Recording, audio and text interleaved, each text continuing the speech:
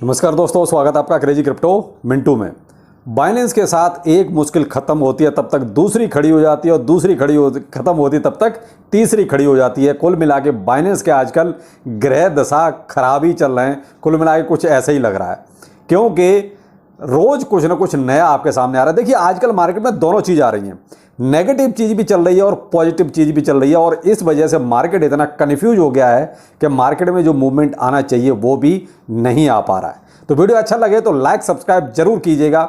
यहाँ पर थोड़ा सा आपको एडजस्टमेंट ये करना पड़ेगा। देखिए, आजकल वीडियो मुझे ऐसे बनाना पड़ रहा है, असल में जो मेरा स्टैंड है उसमें थोड़ी प्रॉब्लम हो गई है, तो वहाँ जो है फिट नहीं हो पा रहा है। अब मेरे पास इतना टाइम नहीं हो पा रहा है कि मैं उसको सही करा सकूँ, तो मैं कल सोचता हूँ उसको सही कराऊंगा, उसके बाद फिर अपना रेगुलर जैसे वीडियो बनता है वैसे बनाऊंगा। तो प्लीज़ एडजस्ट कीजिएगा। चलिए बात करते हैं बाइनेंस की। देखिए साहब, बाइनेंस पे जो आजकल चल रहा है वो आप सबके सामने है। रोज़ कहीं ना कहीं से उसके सामने कोई एक प्रॉब्लम आ जाती है। अब आज जो हुआ है वो फ्रांस में हुआ है। फ्रांस में साहब इनको साफ सीधा साधा संकेत दे दिया कि भाई आप लोग यहाँ से अपना बोरिया बेचते समेट लो, क्योंकि इनके ऊपर चार्जेस लगा दिया मनी लॉन्ड्रिंग के, कि आप कहीं ना कहीं जो है मनी लॉन्ड्रिंग कर रहे हैं। कहीं ना कहीं आपके ऊपर ऐसे एलिगेशंस हैं कि आप जो है कुछ ना कुछ घपलेबाजी कर रहे हो।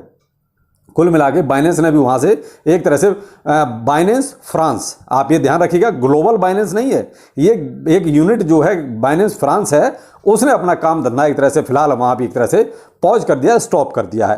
प्लस वहाँ फ्रांस वाले जितने भी लोग हैं जो बाइनेंस को यूज करते हैं उनको भी बोल दिया है कि आप अपना फंड विड्रॉ कर सकते हो। तो देखिए, अब यहाँ पर होगा क्या भाई, पैनिक क्रिएट होगा, चाहे जो भी लें वहां से वो लोग या तो किसी में कन्वर्ट करेंगे या विड्रॉ करेंगे, तो फिर से एक पैनिक क्रिएट होगा किसी न किसी कॉइन में या टोकन में। जो भी उन लोगों की ज़्यादा होल्डिंग होंगी उनमें देखिए प्राइस थोड़ा ज़्यादा नीचे आ सकता है, किसी में थोड़ा बहुत कम आ सकता है। लेकिन कहीं ना कहीं ये पैनिक जो है ना, एक जो अच्छा मूवमेंट चल रहा है साइड में, उसको ऊपर नहीं आने दे रहा है। जैसे ब्लैक रॉक आपने देखा, बहुत अच्छा मूवमेंट था यहाँ पर। अगर ये जो नेगेटिव फंड नहीं चल रहे होते तो ब्लैक रॉक का नाम जब आया ना, उसी से अच्छा खासा मूवमेंट बीटीसी में आ सकता था, क्योंकि मैनेजमेंट बहुत अच्छा, 10 ट्रिलियन असेट्स का मैनेजमेंट इनके पास है। बहुत बड़ी, वो कहते हैं इतनी बड़ी ह्यूज क्वांटिटी, इतना तो अच्छे अच्छे देशों की जीडीपी नहीं है। तो अब यहाँ पर क्या हुआ, वो ब्लैक रॉक की न्यूज कहीं ना कहीं ये बाइनेंस और यूएसडीटी का जो फंड है वो कहीं ना कहीं अच्छी अच्छी खबरों को दबाता जा रहा है। यहां मैंने आपको दोपहर के अर्न विद रोहितास चैनल पे जो वीडियो दिया उसमें ब्रिक्स का बताया। वहां देखिए रसिया, चाइना सब तैयार हैं एक तरह से कि किसी तरीके से डॉलर को साइड करो और कोई अल्टरनेट करेंसी दूसरी यानी कि बिटकॉइन को यूज करो इंटरनेशनल ट्रेड के लिए। क्या था, पॉजिटिव चीजें थी। ऐसे ही अब ब्लैक रॉक के साथ ऐसा नहीं है कि अभी सब कुछ हो गया है। ब्लैक रॉक को पता नहीं अभी स्पॉट में वो ETF की परमिशन देंगे नहीं देंगे। इससे पहले भी देखिए आपका फिडेलिटी ने दिया, अपना आवेदन दे चुके हैं, आपका ग्रेस्केल वाले दे चुके हैं, लेकिन स्पॉट में ये किसी को भी परमिशन नहीं दे रहे हैं कि आप ऐसा कर सकें। तो अभी भी ब्लैक रॉक का भी देखिए कन्फर्म नहीं है कि ये उनको इजाज़त देंगे नहीं देंगे, क्या होगा ये बात की बात है। लेकिन यहाँ से कुल मिला के ये हो जाता कि कहीं ना कहीं थोड़ा सा आपको पॉजिटिविटी बीटीसी में नजर आती, तो उसके साथ अल्ट कॉइन और उसके बाद मीम कॉइन्स में भी आपको ये चीज़ें देखने को मिलती। लेकिन सब कहीं ना कहीं बाइनेंस और यूएसडीटी का जो फंड चल रहा है सब दबता जा रहा है, अच्छी चीज़ें ऊपर आ ही नहीं पा रही। अब फ्रांस में तो हो गया कांड जो होना था बाइनेंस के साथ। इसके साथ साथ नीदरलैंड ने इनको लाइसेंस ही नहीं दिया। वो कहते हैं कि जब आपका अमेरिका में ये सब ड्रामा चल रहा है, कई सारे देशों में आपका ये सब ड्रामा चल रहा है, तो अभी आपका लाइसेंस हम डिसमिस करते हैं। यानी आपको नीदरलैंड में इनको जो है एक तरह से परमिशन ही नहीं मिली काम करने की। तो ये क्या है, कहीं ना कहीं बाइनेंस के लिए मुश्किल पर मुश्किल। किसको कैसे समझाया जाए, बाइनेंस को भी शायद आज की डेट में नहीं समझ में आ रहा होगा कि किसको कैसे हैंडल किया जाए। इधर SEC ने अमेरिका में अलग आफत मचा रखी है, ये आप एक नए नए कंट्री रोज निकल के आ रहे हैं, ये अलग से एक आफत मचा के आ रहे हैं। तो क्या है कि बाइनेंस, अब इधर मैं आपको हमेशा हर वीडियो में बोला है कि BNB को देखिए जैसे तैसे इन्होंने संभाल के रखा हुआ है, जैसे तैसे संभाल के रखा हुआ है, क्योंकि अगर इन्हें पता है अगर BNB क्रैश होना शुरू हो गया तो देखिए फिर बाइनेंस के सामने बहुत बड़ी आफत हो जाएगी, बहुत बड़ी मुश्किल हो जाएगी। तो इसी वजह से मैं तो अभी आपको हमेशा ये बोलता हूँ भाई फंड को अभी आप अपने जेब में रखें। मैं आपसे नहीं कहता अगर नीचे आ गया, डिप आ गया, बाय कर लो, डिप आ गया बाय कर लो। पहले ही आप बहुत डिप बाय कर चुके हो। जब अपना $15,500 पर BTC गया था उस टाइम जितना डिप अभी नहीं आया है, तो भाई उस टाइम पर ही इतनी मैक्सिमम बाइंग हो गई थी कि अभी और मुझे नहीं लगता कि ज़्यादा बाइंग की ज़रूरत है। हाँ, जो लोग अपना ट्रेड करते हैं उनका मैटर ये लग गया, उनकी तो हम बात ही नहीं करते ज़्यादा। तो भाई वो एक अलग चीज़ है, वो तो अपने भाई ट्रेडिंग कर रहे हैं, वो तो हर घंटे खरीदते बेचते हैं, तो उनका एक अलग अलग सिनेरियो होता है। लेकिन जो अपना स्पॉट में खरीदते हैं या जो अपना लॉन्ग टाइम के लिए खरीदते हैं, मैं तो उनकी बात करता हूं कि भाई देखिए, डिप बाय तो आप $15,500 के आसपास भी जब BTC था उसके बाद बहुत कर चुके हो। तो यहाँ तो अभी आप जो मार्केट का सिनेरियो चल रहा है, जो मार्केट के हालात चल रहे हैं, फिलहाल वो देखिए कि वो कितने पॉजिटिव हैं, कितने नेगेटिव हैं।